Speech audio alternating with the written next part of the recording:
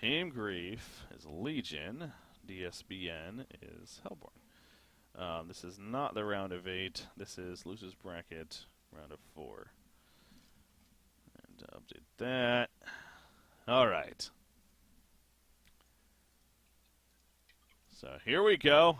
It looks like the pause here, I'm going to be resuming here shortly at least. Let me actually let the admins know as well. We are casting DsBn versus Grief. Okay. So, resuming here again. Only about 4 minutes into the game right here. Let's take a closer look and see what's actually happening. Some interesting stuff, definitely. Obviously, Blood Hunter. Oh, yeah. Very noticeable this here. This is a good game. I can tell. Yeah.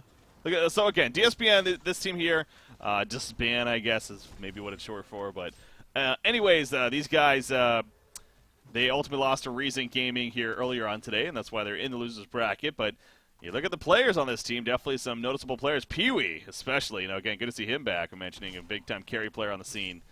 And has had some fantastic history. Of course, the 900-plus Monkey King goal per minute game that he had at DreamHack, perhaps most noticeable for. So he's the one playing the Blood Hunter here. And once again, that's the intriguing pick. Middle end in the meantime, they're going to collapse on a Magnus right here. The double wall comes out with Empath wall as well as a Fidget Stein. Now he's had him in the Steam Bath for a while, finally stunned out of it with the Essence Link, but is able to get away.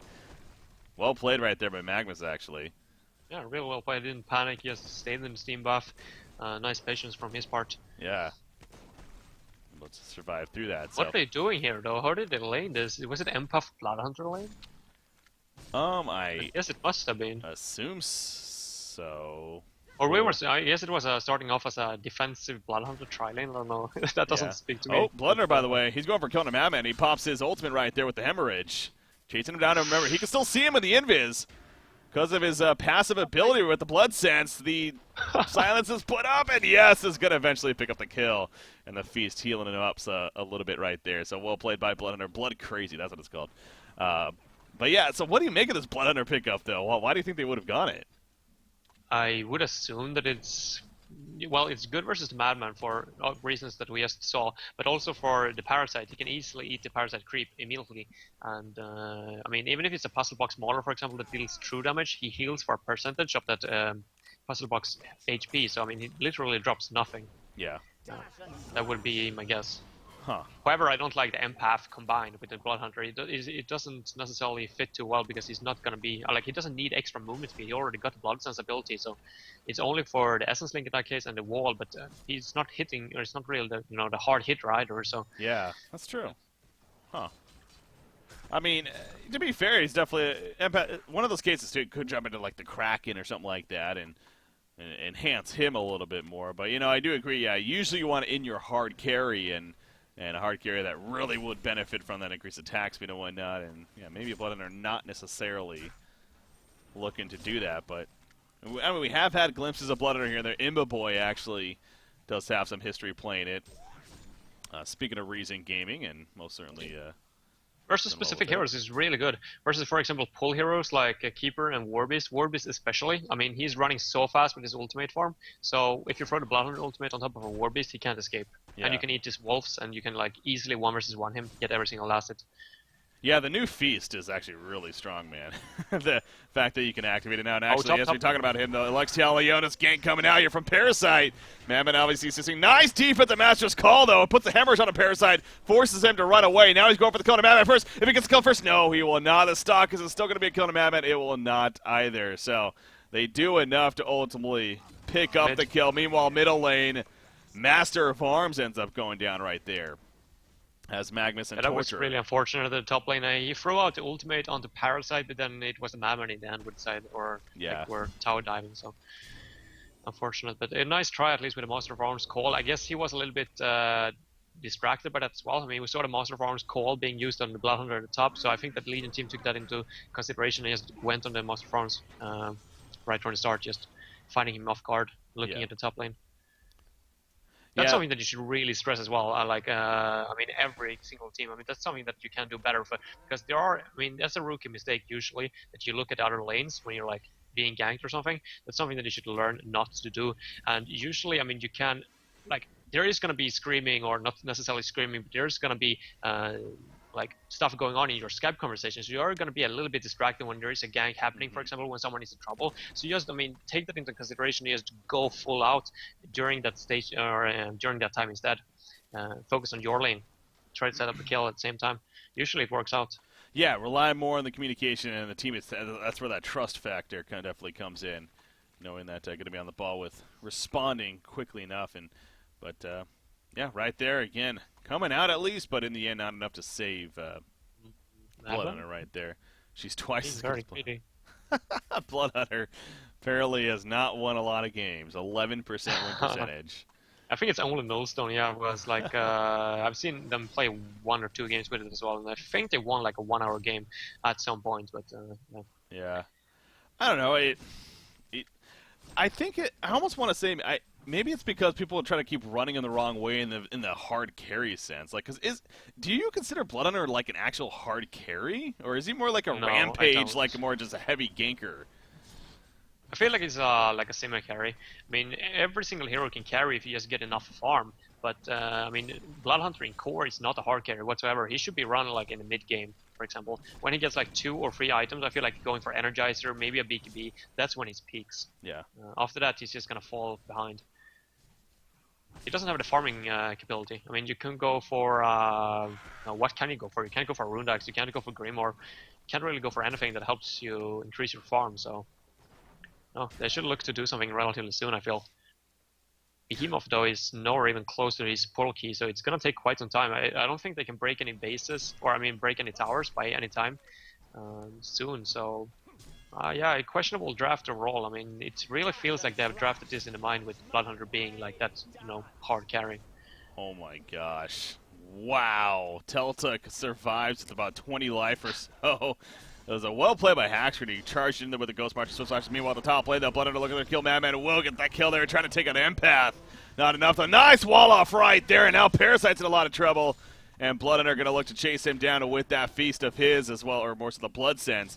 Look at that move speed, man. I mean, a level 4 Blood Sense, he's moving at haste speed right now.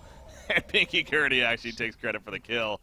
I mean, just in case, I guess. Secures the kill is the better term. This monster farms all mid. Is he in trouble? Yeah, he's going to be dove right here in the middle lane. And once again, Magnus and Torture take advantage of the distraction at the top lane. We do see Blood Hunter porting in. And he doesn't have a hemorrhage, though, in the Blood Crazy.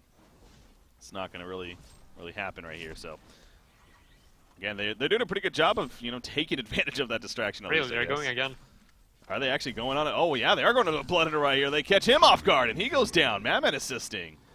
On top of that, I just went away at the last second, and that's when they happen to go in. I mean, I'm guessing just Magnus just decided to dive right there. They're going again. Yeah, they are just not afraid of this tower, man. If you're DsBn, stop sending one person to this middle tower. That's the reason for why you pick Behemoth, to prevent those kind of early tower dives. Yeah. But he's at the top lane. I mean, look at this Empath now. Now Empath is in trouble. He's going to go down. Now, will this one come at a cost, though? You need Master of Irons for colliding. It is stunned. No, he's done the wrong way! Oh, he thought he was somewhere else? Yeah, he didn't see him. I don't think the second spell from Monster Farms provides vision. Oh, that angle, man. Yeah, that angle indeed, wow. Well played by Macera, though. Really clutch TP. I mean, I would have probably just kept running and probably ended up dead in that situation, but he immediately ported out, so nice heads up by him. 12 minutes in right now, 3,000 goal lead, 5,000 experience lead here. In favor of Team Grief looking at. So, see right there again the action both at the top and the middle lane on the instant replay of Master of Arms getting dove and eventually more after that. So, back to the live action though. Bot lane, Torture is looking to set up a kill on the Kraken, I think. But they don't have a Swiftblade, or okay, they do have a Swiftblade ultimate. So. He got a Word of Sight though, it's just about to run out, but it spotted Torture in the nick of time. He's going to be fine for now. Yeah. Ghost Marches on Kraken, though. What do you think about that? Yeah, I mean, not your typical, you like the steam boost, not only to tank up, but also help with the mana usage of the abilities that he has. It's not the cheapest, altogether, of course. So, but, I mean, I don't know. At the same time, allows him to initiate a little more effectively, get in there, be a harder hitter, so. You remember Noob G, right? I've heard of him, Cherry for trademark esports back in the days. He was always going for those Ghost Marchers when he was playing the hard carry role. Yeah, he did. So sometimes it just comes down to personal preferences. That's very true. So Teltook here, perhaps that's just simply what he likes. He has 1,800 gold saved out, so it looks like he's definitely got the Portakey on top of that. Back to the middle lane, looking again. Master of Arms, so he's going to be fine. You would think that they maybe would pick up that there might be a ward of sight behind the tower, too, of just how much they're diving, but they don't have to do so just yet. Bloodhunter, oh, the stock from Madman now, so Bloodhunter wasn't really aware that Madman's nearby, I don't think. He's going to stock back in, but you look at the numbers right here. It is in favor of the Hellborn team. Torture, he's going to be found first, but Empath, he gets got on as well, so Torture does go down, and actually they'll release the Kraken, locking both Parasite and Swiftblade in place, but it doesn't matter. They get the counter kill on the Empath, so support right there, eye for an eye between the two teams, Magnus and that will 11 be the end. and the Portakey is on his way. I mean, they are going to look to take this mid tower now as well. They need to be careful on the Hellborn side. They can't risk, or they can't afford losing any more players at this point. Oh, this is big. This is huge. You mentioned it. There Here we go. He channels it up. Who's going to go for is the question. He goes for Kraken, it looks like. And that's an easy kill on a Kraken when they use so much Swift Slashes from Haxor to help finish him off right there. So, yeah, good timing right there with that Portakey on Macera. And enough to pick it up. And now they're going bottom, actually. Bloodhunter needs to be careful. He has a TP. He's going to be stunned, though. And now Swiftblade coming in again. Doesn't have his Swift Slashes anymore. And, yeah, they don't have anything to stop that TP. And he ends up just running away. He's just run, yeah. He's like, fuck this. I don't want to TP home anymore. Yeah.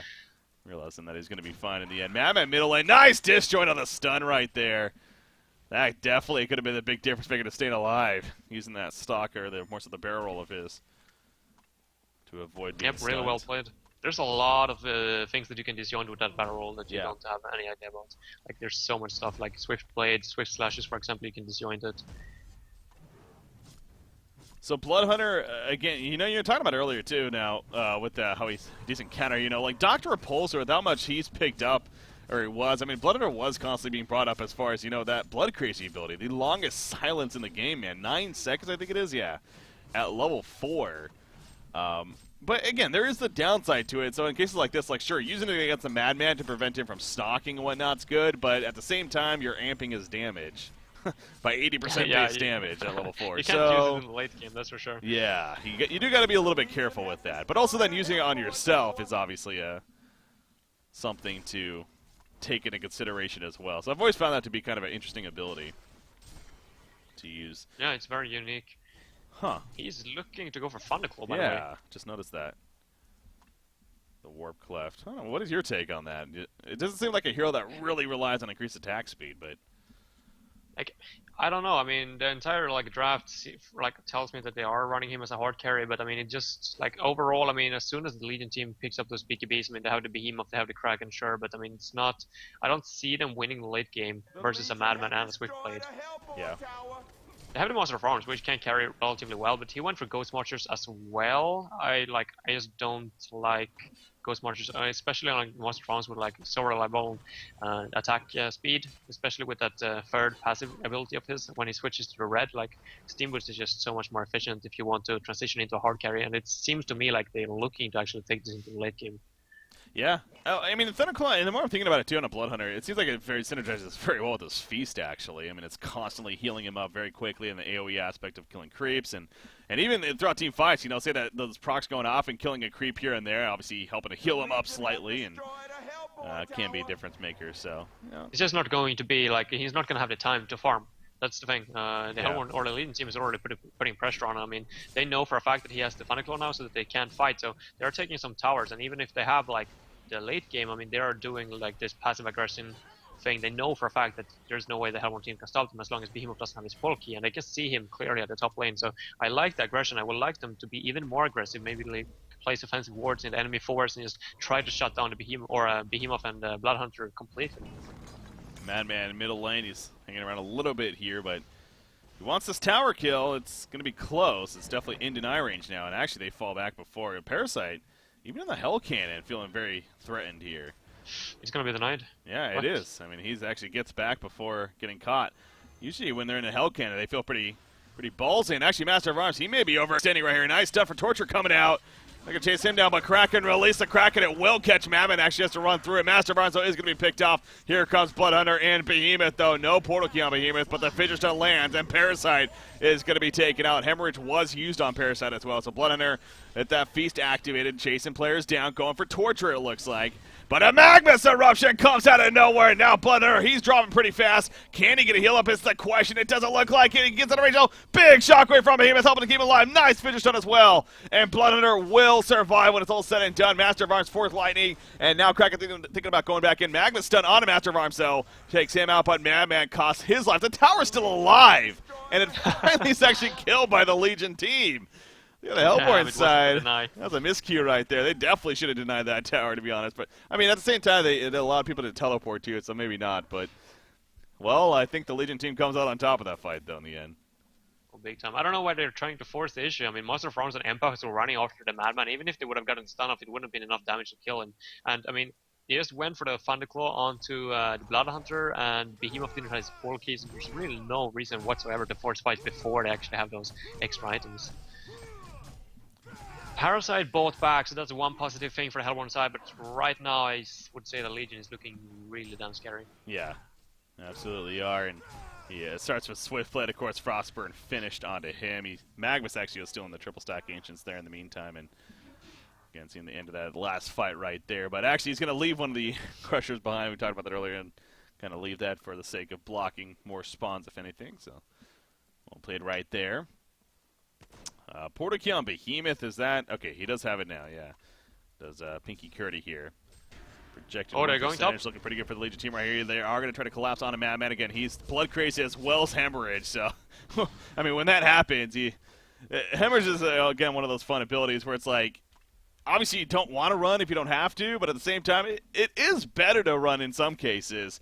Knowing that it's going to be wearing off soon and, just buy your distance. But right there, obviously, he couldn't have done anything. But it won't kill you on its own, at least. Yeah. It's not going to have enough damage to take 100% HP. So if you're sure that the Bloodhunter can't reach up to you, then just run for your life. Yeah. Unless you're a support hero, then it's probably going to take your entire life. Yeah, in that case, you're just like, well, might as well just accept death at that point. Exactly. Life of a support to deal with it. Bloodhunter, 17 more 100 gold saved up with the Thunderclaw that they ended up picking up there. Against GPN 375, but look back at Swiftblade and continues to be that much more impressive. Magnus also up there, 367 gold per minute now. Behemoth is looking off to the side as they're pushing the middle lane right here, seeing if he can find anybody. Torture spots him and actually spotted one another apparently. Here comes Parasite though, as well as Madman, and now Curdy gets caught out right here. Silence onto him, but the defensive Master's Call will save him. Buys time to Shockwave before he ends up falling, but he does go down in the end. Madman, however, Magnus stunts in. The Eruption Beach, can he get it off? Yes, he can, and that should do it for Bloodhunter. Definitely Magnus, or not, Empath out to the side goes down. Magnus, a big initiation right there. He has a Hemorrhage on him, I think. Actually was doing some damage to him right there, but in the end, he gets the stun off on a Kraken, and Kraken will also fall. At about 21.5 minutes in right here, another big fight. Genocide for Team Grief, and they have their biggest lead of the game right now. Magnus has been huge, man. Masera deserves credit. Oh, yeah. He's playing really well. That was perfect coordination by everyone in the Legion team, more or less. I mean, the fact that Magnus actually chooses to stun in and then use his ultimate, I mean, there's a lot of players who feel forced to use the Eruption first and then stun in, but in many cases, I mean, it works out better. Like, if you have two heroes that you can actually stun, I mean, just go for it and then try to get the Eruption. If it doesn't go off, I mean, then you at least tried. I mean, it can result in a very big play, and Masera made absolutely the right choice going for that stun into Eruption. Yeah, entire Legion team playing really well. Well, Bloodhunter again coming into this game doesn't have the highest win percentage amongst heroes, 11% win percentage, and unfortunately for him right now, this time around, it's looking like it could be a similar spot. And again, I go back to the logic that this is not a hard to carry hero necessarily, and I really think teams that they try to run him in that hard carry role all the time, and it's kind of funny. But another hero that comes to mind actually is, well, hold that thought though, Minotaur. That's the Parasite obviously inside it. He's going to be caught out. Putting too much effort into but they are. Yeah, Behemoth is just going to drop right there. And now Master of Arms, offensive Master's Call. He's just trying to get some speed away right here. But Madman's stalking him down as he does. You see a Torrent comes out. Magnus stunts in, though. Down goes Master of Arms. Now, of course, Empath left behind. Nice release. The Kraken stalling a little bit here.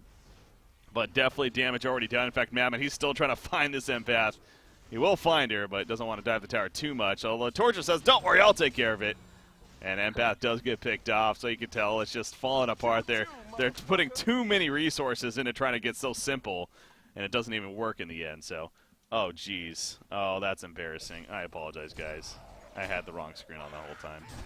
It was a black screen for everyone. But anyways, the point is, it was another big fight for Team Grief in terms of just capitalizing on mistakes right there. So that's one of the downsides of the replay. We got to be sure to make sure to change the scenes back. We're learning together, guys. But yeah, right now DsBn is in a tight spot here. Everyone's just refusing to give up as well. I mean, everyone. Oh, nice initiation by the Primo. Jeez, that was big, absolutely. Magma's Eruption. Oh, Magma's Eruption! Oh, the counter Magma's Eruption, though, was 10 times bigger.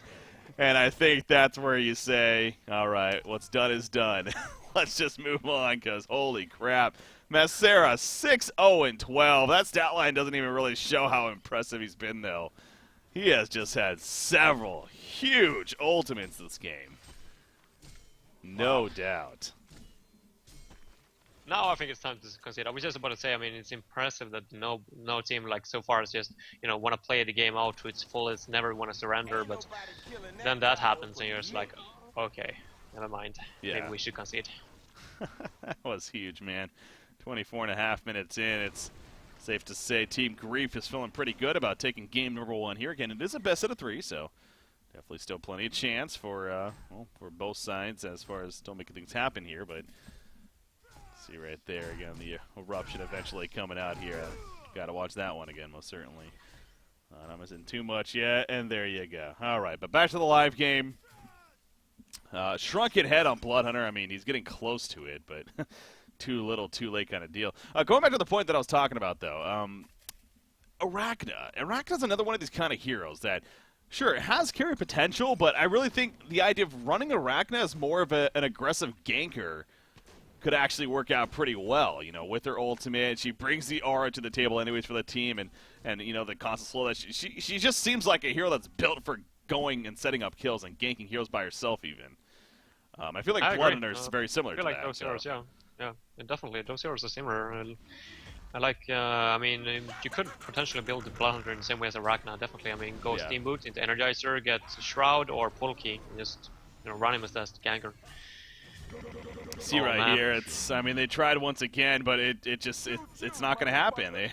The Legion team is just too quick to respond. Behemoth goes down, Magnus eventually stuns in onto Bloodhunter, and, well, Swiftblade joins the party to pick up a hat-trick, and it looks like the Conceive is coming out now. And GG, well played. So, Team Grief takes game number 1 here over DsBn, and that means they are, again, going to be feeling pretty comfortable moving on, but again, the series still has games left now with game number 2 here. But final thoughts on that game? Grief. No, I feel like Team Grief is a little bit different from most teams. I mean, they're running, like, for example, here the Madman and Swiftblade. I mean, not necessarily like the kind of drafts that we are usually seeing. They're trying to like create their own niche, so to say, their own playstyle, and I like it. I mean, they were super offensive in the mid lane as well, just diving that mid tower over and over and over. They're not afraid. They're very like aware of where their opponents are, and I mean, just like if these guys continue playing together, I would consider them a real threat for, I mean, a DreamHack spot and even like a real contestant for the #1 team spot. Yeah, it's